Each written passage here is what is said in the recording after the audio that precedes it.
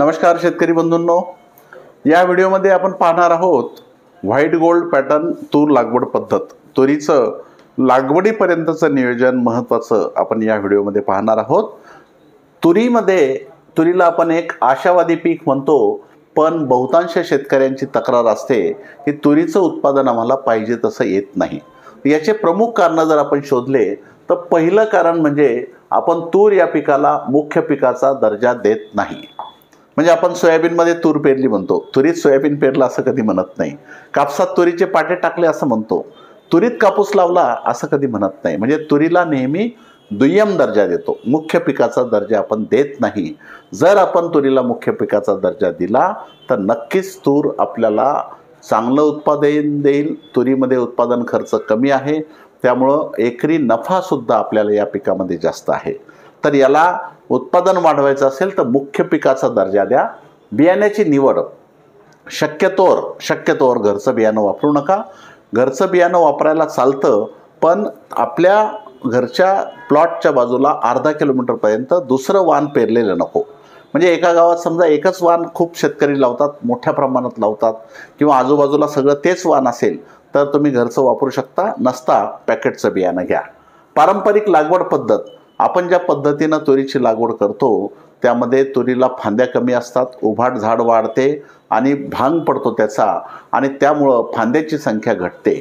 तुरीमध्ये एक गोष्ट लक्षात ठेवा, जेवढं फांद्याची संख्या जास्त तेवढं उत्पादन जास्त. त्यामुळं आपल्याला लागवड पद्धत अशी वापरायची आहे की ज्याच्यामध्ये फांद्याची संख्या आपल्याला वाढवता येईल. आणि फांद्याची संख्या वाढवण्यासाठी व्हाईट गोल्ड पॅटर्न लागवड पद्धत, पारंपरिक पद्धतीमध्ये थोडेसे बदल करून आपण तुरीचं विक्रमी उत्पादन घेऊ शकतो. फांद्याची संख्या वाढीकडे आपलं दुर्लक्ष असतं, जे फांद्याची संख्या तिथं महत्त्वाची आहे. या पद्धतीचं झाड तुरीचं पाहिजे, इथं आपण 18-19 क्विंटल एकरी उत्पादन घेऊ शकतो. जेवढ्या फांद्या जास्त तेवढं उत्पादन जास्त. मर रोग, फांदीमर आणि स्टेम कॅन्कर या रोगांसाठी आपण वेळेच्या आधी त्याचं नियोजन करत नाही. रोग आल्यानंतर कुठलाही उपाय तिथं चालत नाही. जर रोग येऊ द्यायचा नसेल तर रोग येण्यापूर्वीच आपल्याला तिथं ट्रायकोडर्माचा वापर करणं गरजेचं आहे. रोग आल्यानंतर तिथं काहीही होत नाही. त्यानंतर बेमोसमी पाऊस, आपण सगळं व्यवस्थित केलं पण बेमोसमी पाऊस पडला आणि धुवारी आली तर मात्र आपण त्याचं नुकसान रोखू शकत नाही. मग अशा वेळेस आपल्याला काही उपाययोजना तिथं करायचं मी तुम्हाला सांगतो. अंतर्मशागत, पाणी व्यवस्थापन, फवारणी व्यवस्थापन, हे सगळं तुरीच्या उत्पादन वाढीसाठी प्रमुख घटकं आहेत. सगळ्यात पहिले आपण वाण पाहूया. बुस्टरचं संशोधित पांढऱ्या तुरीचं एक नवीन वाण बाजारात यावर्षी आलंय, त्याचं नाव आहे सफेदा. पांढरी तूर आहे, सफेदा नाव आहे. याच्यामध्ये वांज रोग, मर रोग, फांदी मर रोग या रोगाला सहनशील असं वाण आहे. खूप चांगलं वाण याला म्हणायला हरकत नाही, कारण याच्यावर सगळ्यात महत्त्वाचा जो मर रोग आहे तो येत नाही. दुसरा महत्त्वाचा रोग वांज रोग जो आहे तो सुद्धा येत नाही. दुसरी गोष्ट, प्रति झाड जास्त फांद्या, प्रति फांदी जास्त गुच्छ आणि गुच्छात जास्त शेंगा आणि प्रति शेंग जास्त दाणे, त्यामुळे उत्पादनात सरस. जर आपण पाहिलं तर याच्यामध्ये फांद्या जास्त आहेत, फांद्याला गुच्छ जास्त आहेत शेंगाचे, आणि प्रतिगुच्छात जास्त शेंगाची संख्या आणि एका शेंगात दाण्याची संख्या जास्त.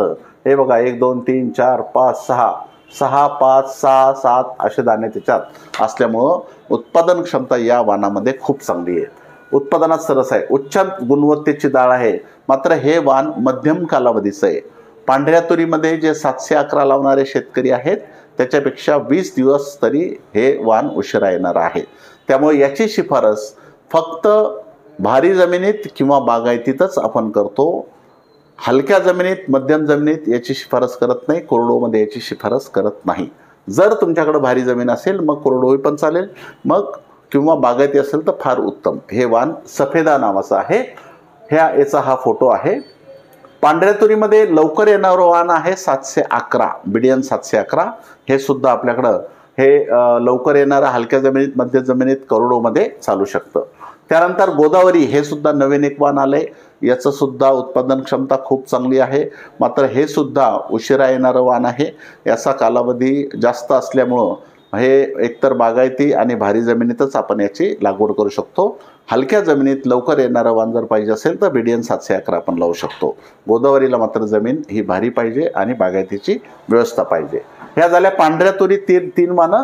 लाल तुरीमध्ये सध्या तरी आपल्याला सगळ्यात चांगला ऑप्शन जो आहे तो BDN 716. BDN 716 आपण मागील अनेक वर्षापासून शेतकरी पेरतायत, लावतायत आणि त्याचा खूप चांगला अनुभव आहे. हे मध्यम कालावधीचं लाल तुरीचं वाण आहे. उत्पादन क्षमता याच्यामध्ये खूप चांगली आहे, फांद्याची संख्या याच्यात चांगली आहे. तर याच्यापैकी कोणतं वाण निवडायचं ते बघा. विदर्भातल्या शेतकऱ्यांना जर पांढऱ्या तुरीचं सफेदा वाण पेरायचं असेल तर फक्त त्यांना एकच अडचण आहे की तिथं विकायला तुम्हाला विदर्भात विकायला अडचण येईल. तुम्ही 100-200 रुपये ट्रान्सपोर्टेशनला क्विंटलला जास्त लागले तर जालन्यामध्ये आपण त्याची खरेदीची व्यवस्था, म्हणजे पांढरी तूर तुमची जालन्यात विकल्या जाते. लाल आणि पांढरी मिक्स कोणत्या जिल्ह्यात जाते? जालना आहे, परभणी आहे, नांदेड आहे, हिंगोली आहे. या जिल्ह्यांमध्ये लाल आणि पांढरी दोन्ही जातात. बाकी पूर्ण विदर्भामध्ये फक्त लालच जाते आणि तुमचं अहिल्यानगर, संभाजीनगर, बीड या जिल्ह्यांमध्ये फक्त पांढरी जाते. पण जालना, परभणी, नांदेड, हिंगोली या जिल्ह्यांमध्ये दोन्ही तुरी मिक्स जातात आणि सारख्याच भावात विकल्या जातात. तर कोणत्या शेतकऱ्यांनी कोणतं वाण पेरायचं ते बघा. बुस्टरचं वाण जर घेतलं तर बुस्टर बियाण्यासोबत ट्रायकोडर्मा पावडर जे 10 ग्रॅम हे ट्रायकोडर्मा आपण एक पाकिट त्याला आपल्या तुरीच्या बियाण्याच्या पाकिटसोबतच ट्रायकोडर्माचं पाकिट आपण जोडलं आहे. तर हे ट्रायकोडर्मा खूप चांगला काउंट, म्हणजे वेटेबल पावडर जे असतं 100-125 रुपये किलोचं पावडर, त्याची बराबरी हे 10 ग्रॅमचं ट्रायकोडर्मा आपलं करेल. कारण त्याच्यात 100 पट जास्त त्याच्यात बुरशी आहे आणि ती बीज प्रक्रिया करण्यासाठी आपल्याला 10 ग्रॅमच्या ट्रायकोडर्मामध्ये 10 मिली पाणी टाकायचं आणि ते 1 किलो बियाण्याला पेरणीपूर्वी आपण ट्रायकोडर्माची बीज प्रक्रिया करणं अत्यंत गरजेचं आहे. बुस्टर बियाण्यासोबत तुम्हाला ट्रायकोडर्मा फ्री येईल. दुसरं कोणतंही बियाणं तुम्ही पेरत असाल तर मात्र तुम्हाला ट्रायकोडर्मा बाजारातून विकत घेऊन नंतर बीज प्रक्रिया करणं गरजेचं आहे. उत्पादन वाढीसाठी सगळ्यात महत्त्वाची जर कुठली गोष्ट असेल तर ती आहे लागवड पद्धत. म्हणजे मी तुम्हाला आधीच सांगितलं की लागवड पद्धत जर बदलली आणि विरळणी करून शेंडे जर खुडले तर तुरीचं उत्पादन आपण विक्रमी पटीमध्ये वाढू शकतो. आता 2 पद्धतीनं लागवड होते. एक तर मिश्र पीक म्हणजे सोयाबीन तूर किंवा उडीद मूग तूर घेतो किंवा सलग तूर घेतो आपण. कापूस तूर शक्यतोवर मी शिफारस करत नाही. जर आपण सोयाबीन तूर घेत असाल तर आपण पारंपरिक पद्धतीनं लागवड जर केली, पेरणी जर केली तर 1.5 फुटाच्या साव्यामध्ये आपली तूर उभाट वाढते.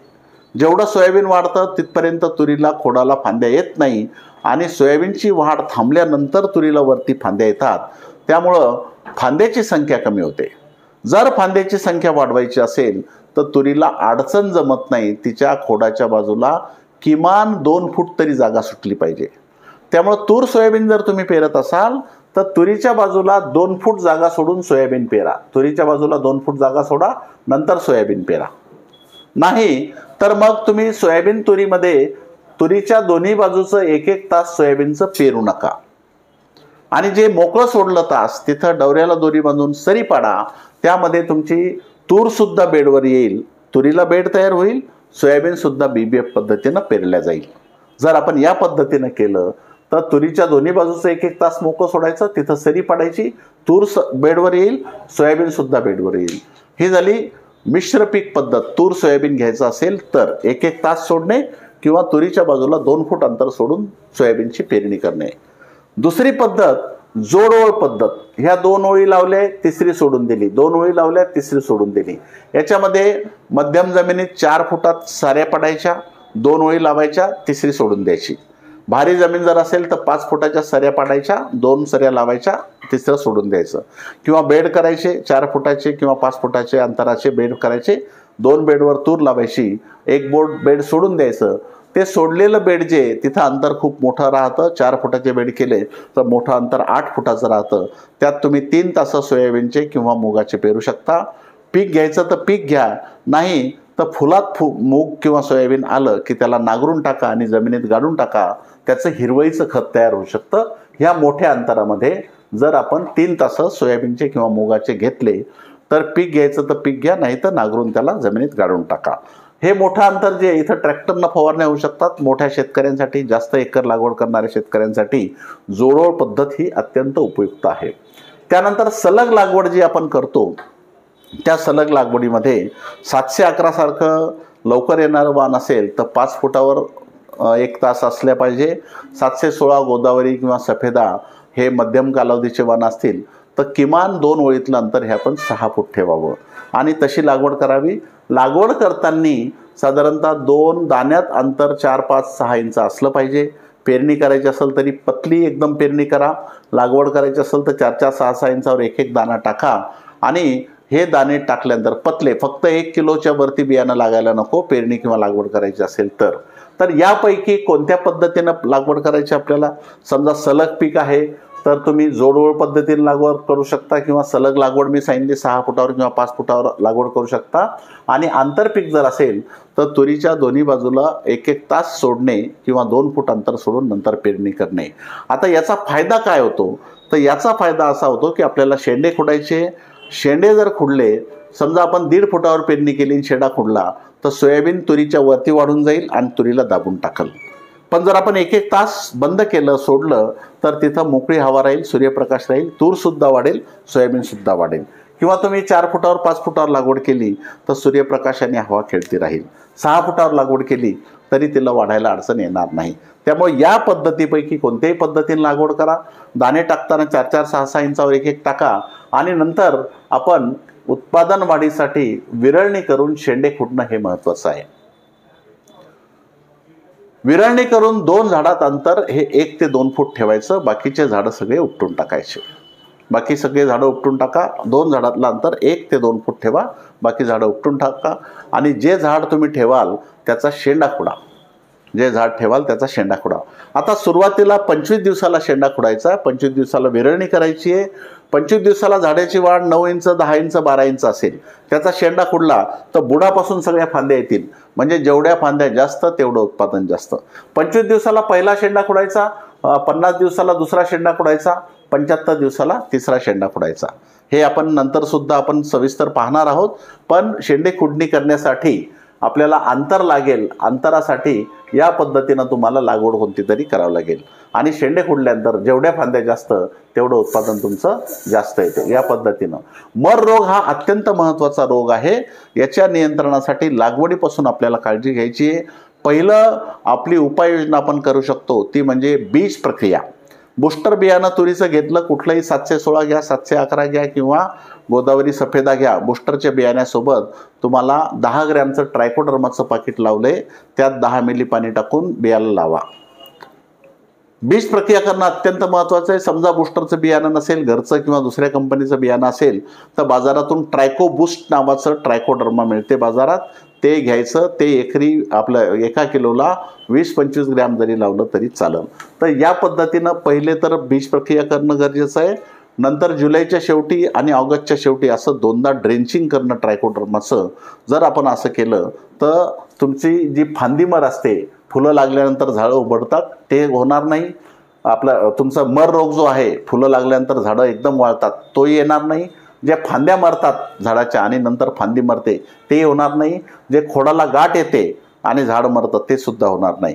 त्यासाठी आपल्याला ट्रायकोडर्माची सगळ्यात पहिले बीज प्रक्रिया करणं गरजेचं आहे आणि त्याच्यानंतर मग जुलै, ऑगस्ट, सप्टेंबरमध्ये 3 महिन्यात 2दा तरी ट्रायकोडर्माचं जमिनीत ओलावा असताना ड्रेंचिंग ट्रायकोबूस्ट DX याचं 0.5 किलो प्रति एकर फक्त. वेटेबल पावडर घेतली तर 4 किलो प्रति एकर वापरावं लागेल आणि DX जर घेतला तर 0.5 किलो प्रति एकर वापरावं लागेल.